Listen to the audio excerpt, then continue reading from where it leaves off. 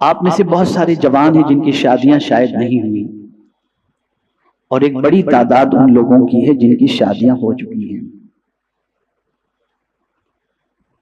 کیا رسپانسبلٹی ہے ہماری اپنی اولاد کے سلسلے میں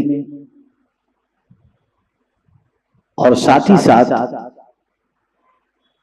ان کی آخرت کے سلسلے میں؟ تو میں نے جس آیت کی تلاوت کا شرف حاصل کیا، اس آیہ کریمہ میں حضرت ابراہیم علیہ الصلوۃ والتسلیم اور حضرت یعقوب علیہ الصلوۃ والتسلیم کی وصیت کا ذکر ہے۔ قرآن کہتا ہے وَوَصَّى بِهَا إِبْرَاهِيمُ بَنِيهِ وَيَعْقُوبُ، اور اس دین کی وصیت کی ابراہیم علیہ السلام نے اپنے بیٹوں کو اور یعقوب نے۔ ابراہیم علیہ السلام نے اپنے بیٹوں کو اور یعقوب علیہ السلام نے۔ یعقوب علیہ السلام کون ہیں؟ تو حضرت ابراہیم علیہ السلام کے بیٹے حضرت اسحاق علیہ السلام، جو حضرت اسماعیل علیہ السلام سے 14 سال چھوٹے ہیں، تو حضرت یعقوب علیہ السلام حضرت اسحاق علیہ السلام کے بیٹے ہیں۔ حضرت اسحاق علیہ السلام کی بیوی حضرت لوط علیہ السلام کی بیٹی تھی۔ اس اعتبار سے حضرت یعقوب علیہ السلام پوتے ہوئے حضرت ابراہیم علیہ السلام کے اور نواسے ہوئے حضرت لوط علیہ السلام۔ اب حضرت ابراہیم علیہ السلام اور حضرت یعقوب علیہ السلام نے اپنے بیٹوں کو وصیت کی۔ اب کیا وصیت کی؟ تو قرآن کہتا ہے یا بنی ان اللہ اصطفیٰ لکم الدین، اے میرے بیٹو بے شک اللہ نے یہ دین چن لیا۔ کون سا دین؟ دین اسلام۔ یہ دین اللہ کا چنا ہوا دین ہے، اور اللہ کے نزدیک صحیح معنوں میں اگر کوئی دین ہے تو وہ دین اسلام ہے، جیسا کہ اللہ عز و جل نے فرمایا ان الدین عند اللہ الاسلام۔ تو حضرت ابراہیم علیہ السلام نے اپنے بیٹوں کو اور حضرت یعقوب علیہ السلام نے کیا وصیت کی؟ ان اللہ اصطفیٰ لکم الدین، کہ بے شک اللہ نے یہ دین چن لیا، فلا تموتن الا وانتم مسلمون، تو نہ مرنا مگر مسلمان۔ یعنی جو دین اللہ نے تمہارے لیے چن لیا ہے، اس دین پر اتنے جمے رہنا کہ تمہاری موت بھی ہو تو اسلام میں تمہاری موت ہو۔ یہ دین تمہاری زندگی سے چھوٹے نہیں، اس دین کو تمہارے ہاتھوں سے چھوڑنا نہیں ہے، بلکہ اس دین پر قائم رہتے ہوئے اس دنیا سے تم جاؤ کہ تمہاری موت ہو تو اس حال میں ہو کہ تم مسلمان ہو کر اس دنیا سے کچھ کرو۔ اب توجہ چاہوں گا کہ کیا مرتے وقت ہی مسلمان رہنا ہے اور زندگی میں نہیں؟ کوئی یہ سوچ سکتا ہے کہ بھئی زندگی کے آخری وقت اسلام کو اپنے اوپر لازم کر لینا، اسلام پر قائم رہنا۔ نہیں، مراد یہ ہے کہ جیو بھی اسلام پر اور مرو بھی اسلام پر۔ اور میرے پیارے آقا صلی اللہ علیہ وسلم کے پیارے دیوانوں، اس آیت سے جو چیز سمجھ میں آئی، ایک مسئلہ بھی آپ کو سمجھا دوں۔ انبیاء کی میراث جو ہوتی ہے وہ تقسیم نہیں ہوتی۔ یعنی اگر کوئی نبی وصال سے پہلے بہت کچھ انہوں نے جمع کر رکھا تھا، مال اور ساری چیزیں، اور ان کا اگر وصال ہوا تو اب وہ سارا مال جو ہے وہ ورثہ میں تقسیم نہیں کیا جائے گا۔ عام انسان اگر مرے تو اس کا مال وارثوں میں تقسیم کیا جائے گا، حصے کیے جائیں گے، بیٹے بیٹی سب کو تقسیم کیا جائے گا، بیوی کو۔ لیکن انبیاء کے مال میں میراث نہیں ہوتی۔ ان کا مال تقسیم نہیں کیا جائے گا اولاد میں، ان کا مال بیت المال میں اگر ہے تو، ورنہ پھر جو ہے وہ امت میں تقسیم کر دیا جائے گا۔ لیکن انبیاء کی جو خاص طور پر وصیت ہو رہی ہے وہ اس چیز کی وصیت ہو رہی ہے کہ ہم نے جو مشقتیں جھیل کر، تکالیف جھیل کر، مصیبتوں کو جھیل کر ہم نے جو دین تم تک پہنچایا ہے، اس دین پر تمہیں قائم رہنا ہے۔ اور انبیاء اپنی اولاد کو اس چیز کی وصیت کرتے ہیں کہ جب ہم اپنی ماننے والی قوم کو اور ہمیں ماننے والوں کو جب ہم نے دین اسلام کی دعوت دی ہے تو تمہارا بھلا بھی اسی چیز کا ہم چاہتے ہیں کہ اے ہمارے بچوں، تم بھی اسلام پر قائم رہنا اور اسلام پر اپنی زندگی کو گزار دے، اس دنیا سے چلے جانا۔ اب یہاں ایک بات آپ کو سمجھ میں آ گئی، دوسرے مقام پر قرآن نے کہا مومنوں سے، یہاں تو انبیاء نے کہہ دیا اپنے بیٹوں کو کہ نہ مرنا مگر اس حال میں کہ تم مسلمان رہو، اسلام کے ساتھ اپنی زندگی ختم کرو اور اسلام بھی ہی تمہیں موت واقع ہو۔ اور ایک مقام پر رب نے مومنوں سے خطاب فرمایا، یا ایھا الذین آمنوا اتقوا اللہ حق تقاته ولا تموتن الا وانتم مسلمون۔ اے ایمان والو، اللہ سے ڈرو جیسا کہ اس سے ڈرنے کا حق ہے، اور نہ مرنا مگر اس حال میں کہ مسلمان، یعنی مسلمان رہتے ہوئے زندہ رہو اور مسلمان رہتے ہوئے اس دنیا سے کچھ کر جاؤ۔ لیکن اب آج کے حالات کا ہم جائزہ لیں۔ آج سچویشن یہ بن چکی ہے کہ معاذ اللہ اسلام مسلمانوں پر معاذ اللہ ثم معاذ اللہ بوجھ بنا ہوا نظر آتا ہے، اور آج کا مسلمان اسلام پر عمل کرنے کے سلسلے میں یہ تصور قائم کرتا ہے کہ یار یہ مت کرو، وہ مت کرو، ایسی پابندی ویسی پابندی، یار بہت ٹف ہے۔ اور ایک جملہ مسلمان کی زبان پر خاص طور پر جاری ہو گیا، بھیا آج کے دور میں مسلمان بن کر کے رہنا یا اسلام پر عمل کرنا ڈیفیکلٹ ہے۔ جب آپ نے اسلام کو قابل عمل اور دور حاضر کے اندر اس پر عمل کرنا دشوار تصور ہی کر لیا تو آپ اسلام دوسروں تک کیا پہنچائیں گے؟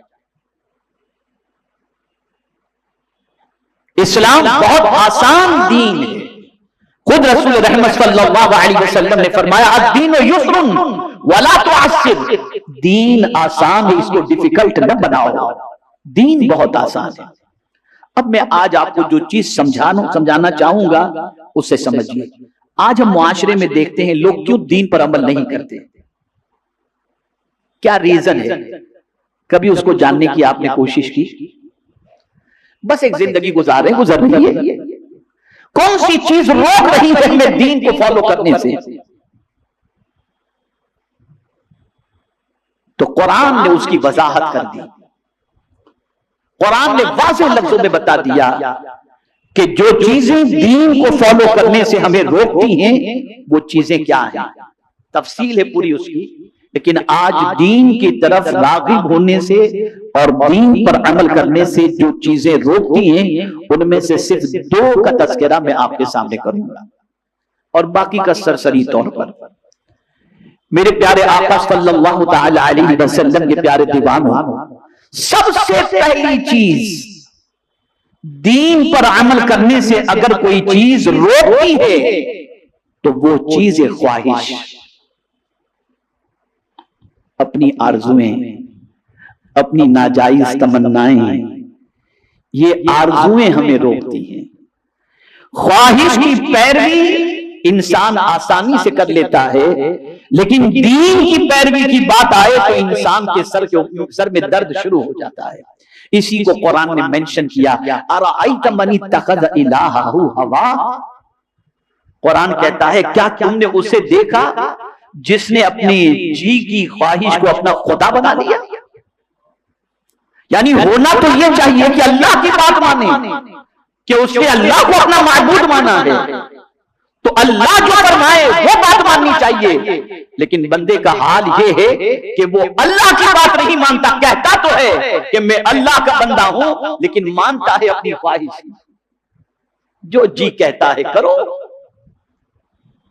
چاہے وہ خواہش اللہ کے حکم سے ٹکراتی ہی کیوں نہ ہو، لیکن بندہ خواہش کا غلام بن جاتا ہے اور خواہش کی پیروی کر کے اللہ کی نافرمانی کا بوجھ اپنے سر کے اوپر لاد لیتا ہے۔ آج اگر ہم معاشرے کا جائزہ لیں، آج اگر ہم سوسائٹی کا جائزہ لیں، تو کیا یہ بات آپ کو نظر نہیں آتی کہ میکسیمم بندے خواہش کے غلام بن چکے ہیں، خواہش کے سامنے ہتھیار ڈال دیتے ہیں، خواہش کے سامنے سرنڈر ہو جاتے ہیں، جو خواہش اور جو جی چاہا انسان کرتا ہوا نظر آ رہا۔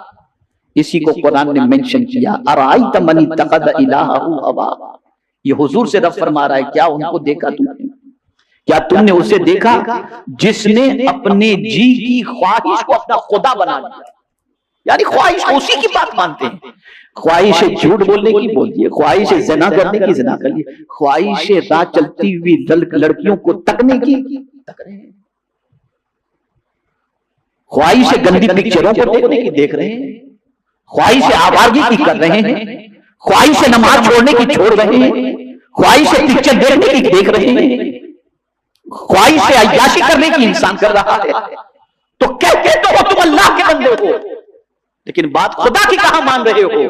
خدا تو یہ فرما رہا ہے قل للمؤمنین یغضوا من ابصارہم ویحفظوا فروجہم، میرے محبوب مومنوں سے کہہ دو کہ نگاہیں نیچی رکھیں اور شرمگاہ کی حفاظت کریں، لیکن تم نہ نگاہیں نیچی رکھ رہے ہو نہ شرمگاہ کی حفاظت کر رہے ہو، لیکن تمہیں شیطان کہہ رہا ہے، نفس کہہ رہا ہے، تمہاری خواہش کہہ رہی ہے، تو تم خواہش کی بات مان رہے ہو، کہتے ہو خدا کا بندہ لیکن غلام بن چکے ہو اپنی خواہش کے۔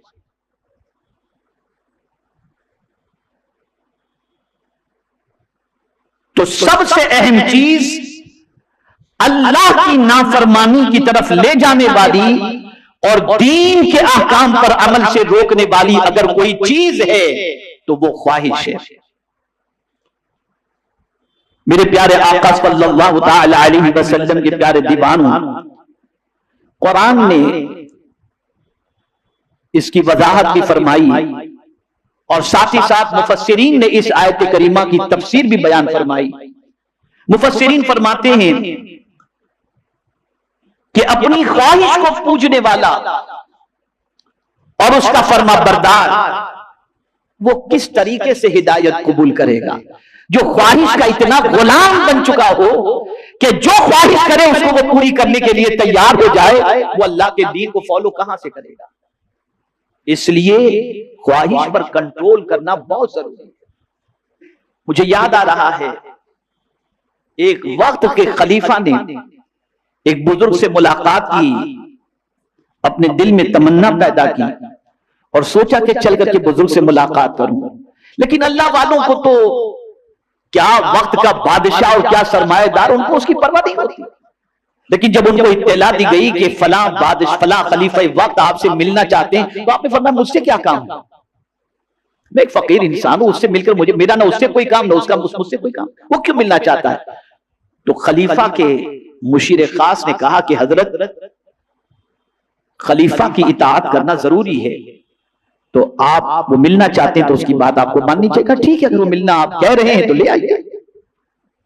جب وہ ملنے کے لیے آیا، بہت توجہ سے سنیے گا، جب وہ ملنے کے لیے آیا اور دروازے پہ دستک دی تو آپ نے اپنے گھر کا دیا بجھا دیا، اندھیرا کر دیا گھر کے اندر اور دروازہ کھول دیا۔ اب خلیفہ وقت داخل ہوا تو اب بزرگ تو نظر نہیں آ رہے، تو وہ اپنا ہاتھ گھما رہا ہے کہ کہیں تو بزرگ مل جائیں۔ اب ان کے مکان تو اتنے نہیں ہوتے تھے کہ ایک کمرہ، دو کمرے، تین کمرے، فلیٹ، ڈائننگ ہال، یہ سب تو نہیں ہوتا، چھوٹے سے کمرے میں وہ زندگی گزارتے۔ تو وہ ہاتھ یوں کرنے لگا، اس میں بزرگ کا ہاتھ اس کے ہاتھ میں آ گیا۔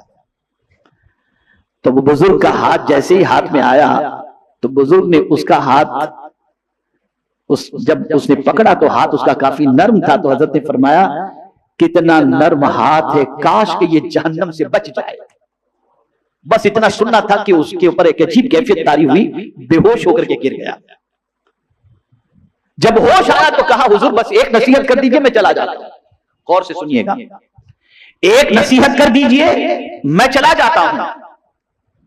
وہ بزرگ ارشاد فرماتے ہیں سن، لوگوں پر حکومت کرنا آسان ہے لیکن خواہش پر حکومت کرنا آسان نہیں ہے، اور جس نے اپنی خواہش کو کنٹرول میں کر لیا اور اس کو بھٹکنے سے، اور اپنی خواہش پر جس نے کنٹرول کر لیا، نفس پر جس نے کنٹرول کر لیا، صحیح معنوں میں وہی حاکم ہے۔ لوگوں پر حکومت کرنا آسان ہے، نفس پر حکومت کرنا آسان نہیں۔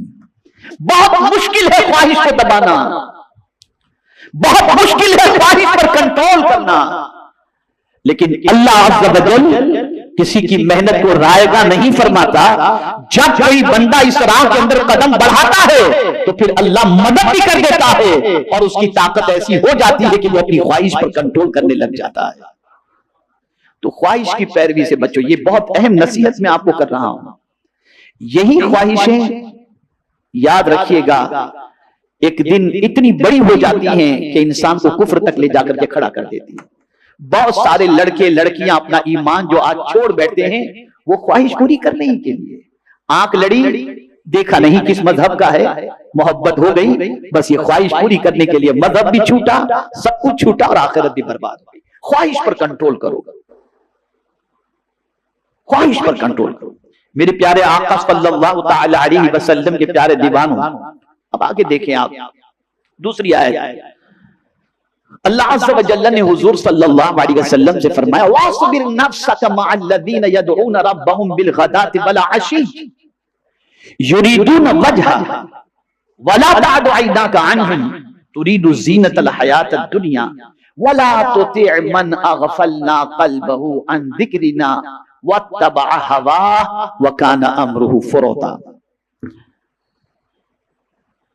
اللہ کے رسول صلی اللہ علیہ وسلم سے رب کیا فرما رہا ہے؟ اور اپنی جان ان سے مانوس رکھو جو صبح و شام اپنے رب کو پکارتے ہیں، یعنی ان کے ساتھ بیٹھے رہو، ان کے ساتھ دوستی کرو، ان کے ساتھ اپنے آپ کو جمائے رکھو۔ کن کے ساتھ؟ جو صبح و شام اپنے رب کو یاد کرتے ہیں، ایسوں سے دوستی کرو جو صبح و شام اپنے رب کو یاد کرتے ہیں اور اس کی رضا چاہتے ہیں، اور تمہاری آنکھیں انہیں چھوڑ کر اور پر نہ پڑیں۔ یعنی حضور سے رب فرما رہا ہے کہ محبوب یہ صبح و شام جو اللہ کو یاد کرتے ہیں نا، ان کے علاوہ کسی پر نظر پڑنی نہیں چاہیے۔ اور ہم تو یہ کہتے ہیں حضور آپ کی نظر پڑے تو ہم پر پڑ جائے، ہم پر پڑ جائے، اور جن پر حضور کی نظر پڑ گئی تو میرے آقا امام عشق و محبت کہتے ہیں جس طرف اٹھ گئی دم میں دم آ گیا، اس نگاہ عنایت پہ لاکھوں سلام۔ اسی لیے جتنے بھی اولیاء رہے سب نے حضور سے نظر کرم ہی کی بھیک مانگی۔ تو قرآن کہتا ہے ان کے علاوہ کسی اور پر نظر نہ پڑے۔ کیا تم دنیا کی زندگی کا سنگار چاہو گے؟ اور اس کا کیا تم دنیا کی زندگی کا سنگار چاہو گے؟ یعنی کچھ لوگ مالدار ہوتے ہیں، بہت کچھ ان کے پاس ہوتا ہے، شراب کے اڈے چلا کر، جوے کے اڈے چلا کر۔ ایسا نہیں کہ سارے مالدار غلط کام کرتے ہیں، حلال کاروبار کرنے والوں کو بھی اللہ تعالیٰ نے حضرت عثمان غنی کے خزانے سے عطا فرمایا ہے، ایسے بھی لوگ ہیں۔ لیکن بہت سارے ایسے کاروبار کرنے والے ہیں جن کے پاس کوئی کمی نہیں ہے، دولت بھی ہے، چارٹر فلائٹ بھی ہے، اور ادھر بھی بنگلہ ادھر بھی بنگلہ۔ تو قرآن حضور صلی اللہ علیہ وسلم سے کہتا ہے کیا تم دنیا کی زندگی کا سنگار چاہو گے؟ یعنی ان کے پاس جو دنیا کی زندگی مالداروں کے پاس، کیا میرے محبوب تم یہ چاہو گے؟ نہیں۔ اگر کوئی غریب ہے اور صبح و شام اللہ کو یاد کرتا ہے تو حضور سے رب فرماتا ہے ان سے نظریں مت ہٹاؤ، یہ مجھے یاد کرتے ہیں۔ ان دنیا داروں کی طرف نظر آپ کی تو پڑے گی ہی نہیں، آپ کی نظر تو ان پر پڑے گی جو مجھے یاد کرتے ہیں، اور تم نہیں چاہو گے میرے محبوب کی دنیا کی زندگی کے سنگار کو تم دیکھو۔ اب سنیے وَلَا تُطِعْ مَنْ أَغْفَلْنَا قَلْبَهُ عَنْ ذِكْرِنَا، اور ان کی بات نہ ماننا جن کا دل میری یاد سے غافل ہو گیا۔ وَاتَّبَعَ هَوَاهُ، اور وہ اپنی خواہش کے پیچھے چلا اور اس کا کام حد سے گزر گیا۔ اب اس آیت کا شان نزول سنیے، بہت اہم بات ہے۔ اس آیت کا شان نزول یہ ہے کہ کچھ لوگ حضور صلی اللہ علیہ وسلم کے پاس آئے، اور وہ لوگ کون تھے؟ سرداران کفار کی ایک جماعت، مالدار تھے، سردار تھے، سرداران کفار کی ایک جماعت۔ جب وہ آئی تو انہوں نے دیکھا کہ حضور صلی اللہ علیہ وسلم کے پاس جو بیٹھے ہوئے ہیں وہ غریب پھٹے ہوئے کپڑے ہیں یا پیوند والے کپڑے ہیں، اور ایک دم غریب مفلوق الحال ہیں، وہ بیٹھے ہوئے تھے حضور کے پاس۔ تو سرداران کفار نے کہا کہ ان غریبوں کو پہلے ہٹائیے، آپ ان غریبوں کو ہٹائیے، اس لیے کہ ہم ایسے غریبوں کے ساتھ کیسے بیٹھیں گے، کیسے بیٹھیں گے؟ اگر یہ ہٹتے ہیں تو ہم اگر اسلام لائیں گے تو اور لوگ بھی ہمارے پیچھے پیچھے اسلام لائیں گے، اس لیے پہلے ان غریبوں کو ہٹاؤ۔ بس میرے کریم کو یہ ادا یہ حرکت ان کی پسند نہیں آئی، تو رب نے فرمایا وَاصْبِرْ نَفْسَكَ، چھوڑ دو ان سرداران کفار کو، بیٹھے نہ بیٹھے، ان کا مال ان کے پاس، ان کی ساری سرداری ان کے پاس، لیکن میرے محبوب اگر تمہیں بیٹھنا ہے تو ان غریبوں کے ساتھ ہی بیٹھنا، اور ان کی بات مت ماننا، یہ خواہش کے غلام ہے اور حد سے گزر چکے ہیں۔ پتا چلا غریبوں کے ساتھ بیٹھنا مصطفیٰ کی سنت ہے، سنت ہے غریبوں کے ساتھ بیٹھنا۔ اسی لیے اس ولیمے کی دعوت کو حضور نے برا ولیمہ فرمایا جس ولیمے کی دعوت کے اندر غریبوں کو دعوت نہیں دی جاتی۔ آدمی شادی کے کارڈ کے اوپر نام بھی لکھتا ہے تو دیکھ دیکھ کے سوچ سوچ کے لکھتا ہے کہ کہیں سے کوئی غریب پھٹے ہوئے کپڑے پہنا ہوا آدمی ہمارے یہاں شادی میں نہ آ جائے۔ حضور نے ایسی دعوت ولیمہ کو بری دعوت فرمایا۔ پتہ چلا غریبوں کے ساتھ بیٹھنا یہ حضور کی سنت مبارکہ ہے۔ اور ایک حدیث عرض کروں گا تو آپ کی عقل دنگ رہ جائے گی۔ حضور فرماتے ہیں مجھے تلاش کرنا ہے، آؤ میں تمہیں بتاؤں میں تمہیں کہاں ملوں گا۔ سرکار فرماتے ابغونی فی ضعفائکم، مجھے تلاش کرنا ہو تو تم میں کے کمزوروں میں تلاش کرو، غریبوں میں تلاش کرو۔ تو سرداران کفار نے یہ قید لگائی تھی غریبوں کو ہٹاؤ، تو ہم اسلام قبول کریں، قرآن نے منع فرمایا۔ حضور سے کہا کہ نہیں، ان کی باتوں پہ، ان کا مال ان کے پاس، ان کا سنگار ان کے پاس، تم کبھی ان کی طرف جھکو گے ہی نہیں۔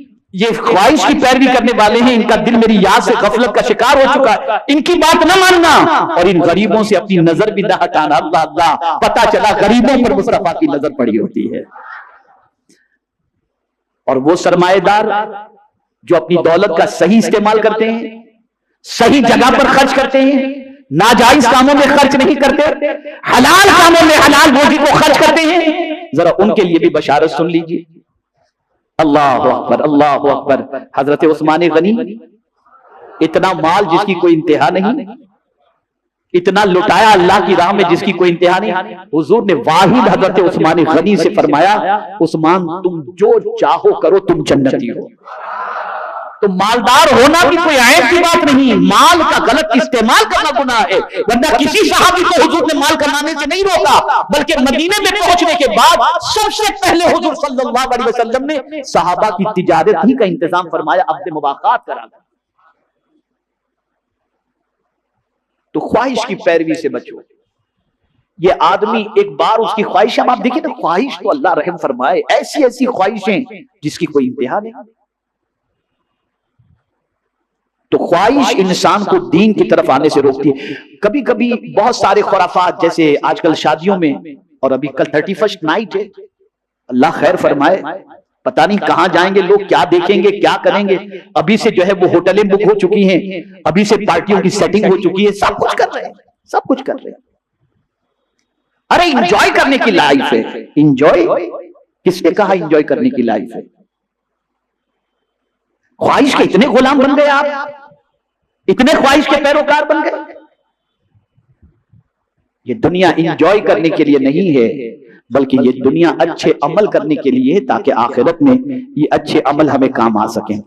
میرے پیارے آقا صلی اللہ تعالی علیہ وسلم کے پیارے دیوانوں، ایک آیت اور خواہش سے متعلق سماعت فرما لیں تاکہ بات اچھی طرح ذہن کے اندر بیٹھ جائے۔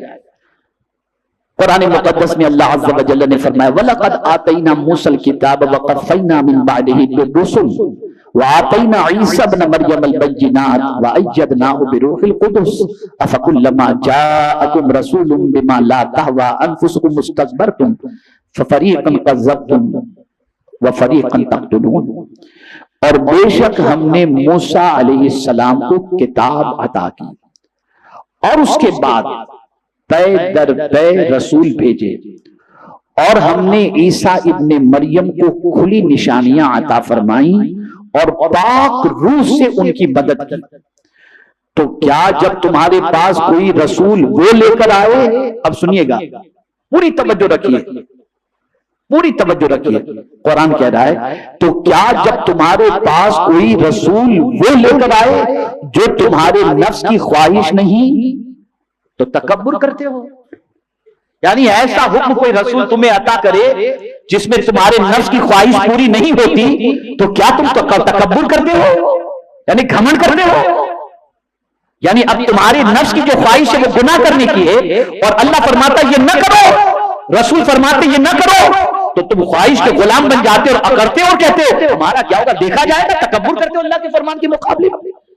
تو ان میں ایک گروہ کو تم جھٹلاتے اور ایک گروہ کو شہید کرتے ہو، یعنی یہ وہ لوگ یہودیوں کے حوالے سے یہ آیت کریمہ موجود ہے کہ وہ لوگ انبیاء کرام علیہ السلام کی تکذیب کرتے اور انبیاء کرام علیہ السلام کو قتل کرتے، یہاں تک کہ یہودیوں نے ایک دن کے اندر 42 انبیاء کرام کو قتل کیا، 42 انبیاء۔ سب سے سخت دل قوم یہودی قوم،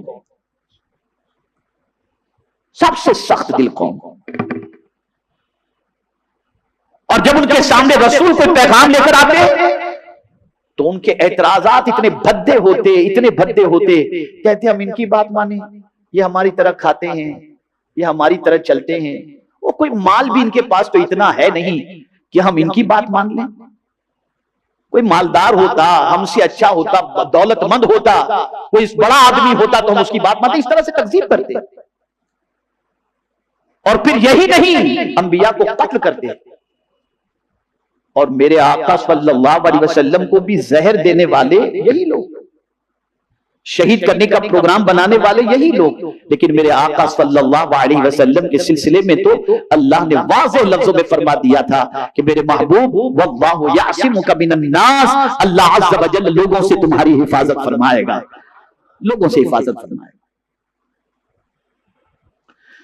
تو جو چیز نفس کو، آج بھی آپ دیکھیں، برا نہ مانیے گا، دو طبقے ہیں معاشرے کے اندر، ایک دین کا علم رکھنے والا طبقہ اور ایک دنیا کا علم رکھنے والا طبقہ۔ دین کا علم رکھنے والا طبقہ بائک پر چلتا ہے، دنیا کا علم رکھنے والا طبقہ مرسیڈیز میں چلتا ہے یا کار میں چلتا ہے۔ لیکن جب یہ دونوں کہیں جاتے ہیں تو ہمارے معاشرے کے لوگ گاڑی والے کو تو عزت دیتے ہیں، دین والے کو عزت نہیں دیتے۔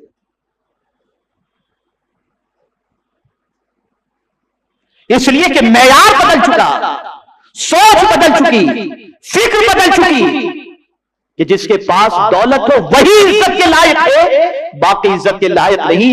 لیکن قرآن کہتا ہے تیرے نزدیک ہو سکتا ہے کہ وہ عزت والا ہو، لیکن اللہ فرماتا ہے مجھ سے بڑا تو کوئی نہیں نا۔ اب آپ تجھے میں بتا دوں کہ میرے نزدیک عزت والا کون ہے، تو قرآن کہتا ہے ان اکرمکم عند اللہ اتقاکم، جو تم میں سب سے زیادہ اللہ سے ڈرنے والا ہے وہی اللہ کے نزدیک سب سے زیادہ عزت والا۔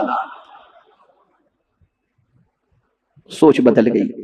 ہم نے مغرب کے صرف کپڑے نہیں اختیار کیے، مغرب کی سوچ بھی اختیار کر لی، مغرب کی فکر بھی اختیار کر لی۔ یہ ہماری بہت بڑی خرابی ہے۔ تو یہ ایک سبب میں نے آپ کے سامنے پیش کیا کہ دین سے دوری کا سبب اور دین سے فاصلے کا ایک سبب یہ ہے کہ ہم خواہش کے غلام بن گئے، ہم خواہش کی پیروی کر رہے ہیں، ہم خواہش کے آگے جھک رہے ہیں، کہتے ہیں کہ ہم خدا کے بندے ہیں، تو جو جس کا بندہ ہوتا ہے اس کی بات مانتا ہے، تو ہم خدا کو مالک تو مانتے ہیں، اللہ تو مانتے ہیں، لیکن اس کی بات نہیں مانتے، مانتے بات اپنے نفس کی ہیں۔ تو قرآن کہتا ہے ارأیت من اتخذ الہہ ہوا، کیا آپ نے ان کو دیکھا جنہوں نے اپنے نفس کو اپنا معبود بنا لیا؟ تو خواہش کی پیروی نہ کریں، اور نتیجہ آپ کو سنا دوں کہ جو خواہش کی پیروی نہیں کرتا اس کو اللہ کیا عطا کرتا ہے، وَأَمَّا مَنْ خَافَ مَقَامَ رَبِّهِ وَنَهَى النَّفْسَ عَنِ الْهَوَىٰ فَإِنَّ الْجَنَّةَ هِيَ الْمَأْوَىٰ۔ واضح قرآن نے بتا دیا میرے پیارے آقا صلی اللہ تعالی علیہ وسلم کے پیارے دیوانوں، وہ جو اپنے رب کے حضور کھڑے ہونے سے ڈرا اور نفس کو خواہش سے روکا، اس کا ٹھکانہ جنت ہے، اس کا ٹھکانہ جنت۔ تو یہ بہت کٹھن کام ہے، یہ بہت کٹھن کام ہے۔ نفس کو خواہش سے روکنے کے لیے آپ کو صحبت اچھی اختیار کرنی پڑے گی، نفس کو خواہش سے روکنے کے لیے آپ کو قرآن شریف کی تلاوت کرنی ہوگی، نفس کو خواہش سے روکنے کے لیے آپ کو رسول رحمت صلی اللہ علیہ وسلم کی سیرت کا اور اولیاء کرام کی سیرت کا مطالعہ کرنا ہوگا۔ تو آج کا یہ درس ذہن میں رکھیں کہ جب کبھی نفس آپ کو برائی کے لیے حکم دے تو آپ فوراً یہ سوچنا ہم نفس کے بندے نہیں خدا کے بندے ہیں، اور اپنے نفس کو برائیوں سے روک لینا۔ اب میں سمجھتا ہوں وقت تھوڑا زیادہ ہی ہو چکا ہے، اور دوسرے سبب کی طرف میں آپ کو لے کر کے چلوں، اس کو مختصراً میں سمجھا دیتا ہوں۔ کئی اسباب میں سے چند اسباب کا ذکر کر دوں۔ ممکن ہے کہ آئندہ ہفتہ واری اجتماع میں انشاءاللہ میں دین پر عمل کرنے سے جو چیز روکتی ہے اس میں کی دوسری چیز کا ذکر آپ کے سامنے کروں انشاءاللہ العظیم، تاکہ آپ تھوڑا سا سمجھ سکیں۔ اس میں چند چیزیں آپ ذہن میں رکھیں۔ دوسری چیزیں تکبر، میرا کوئی کیا بگاڑ لے گا، مولانا میرے پاس پیسہ ہے میں جو چاہوں کر لوں، میرا کمایا ہوا مال ہے میں جو چاہوں کروں۔ تو تکبر انسان کو دین کی طرف عمل کرنے سے روکتا ہے۔ تیسری چیز ضد، انسان کے اندر ضد ہو، نہیں مانوں گا جو ہو کر لے، تو ضد بھی انسان کو روکتا ہے۔ چوتھی چیز اپنے باپ دادا کے ناجائز اور غلط طریقے جو رائج ہوتے ہیں، جیسے آج بہت سارے علاقوں میں آپ چلے جائیے تو شادی کی تقریبات میں پتہ نہیں وہ نکاح کے وقت سپاری کوئی لاتا ہے، کوئی شکر لاتا ہے، کیا کیا چیزیں، تو کہتے ہیں ہمارے باپ دادا کے یہاں سے چل نہیں کریں گے تو پتہ نہیں مطلب کیا ہوگا۔ تو یہ سارے خرافات جو ہے نا، یہ چیز بھی انسان کو صحیح دین پر عمل کرنے سے روکتی ہے۔ اگر باپ دادا کا طریقہ دین کے خلاف نہیں ہے آپ ضرور عمل کریں، لیکن اگر باپ دادا کا طریقہ دین کے خلاف ہے تو دین کو پرائرٹی دیں، باپ دادا کے طریقے کو چھوڑ دیں۔